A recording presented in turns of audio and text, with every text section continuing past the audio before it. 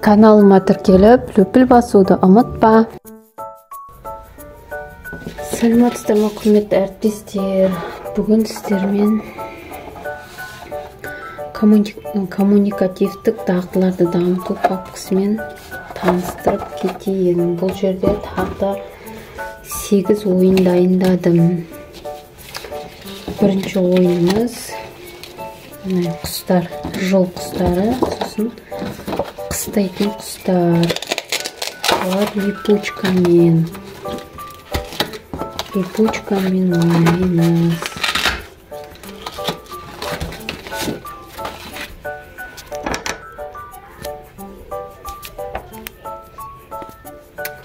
Сосын екінші ойынымыз көліктер. Мана суда жүзетін, жерде, аспанда ұшатын көліктер туралы. Үшінші ойынымыз мамандықтар. Мозаика, мына жерде қиып балалардың алдына бересіздер, тиісті заттарын табады. Сосын төртінші ойынымыз төлдерін тап деген. Бұл жерде балаларға береміз, балалар бай төлдерін табады. 4 түлік мал бар бұл жерде. Сосын сиыр бар. Сосын жылқы.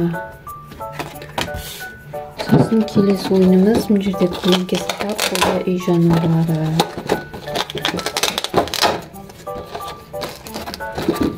Келесі ойынымыз жәндіктер. Жәндіктер туралы.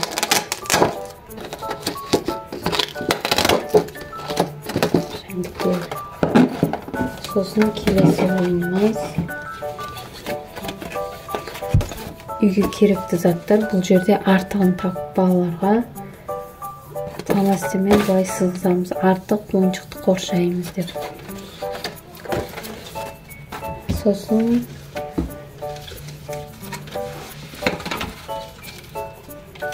мынандай ойынымыз бар. Қоқыстарды жинаймыз деген.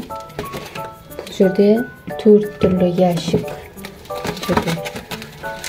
Мында пластмас, сосын қағаз, әйнек және темір деген.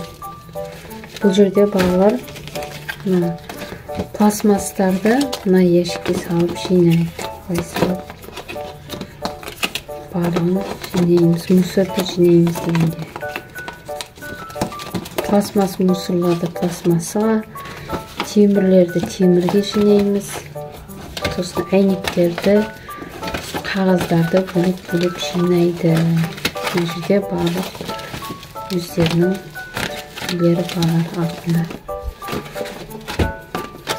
Темірлер жинайтын болса, мына жерде мынандай темірлер бар. Темірден жасалған мусорлар. Соны балалар мына жерге салады.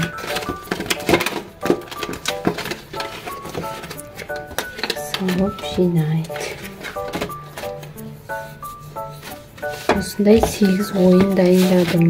Бұл ортаңғы топқа арналған коммуникативті дағдыларды дамыту. Рахмет, каналыма тіркеліп, löpül басуды ұмытпа.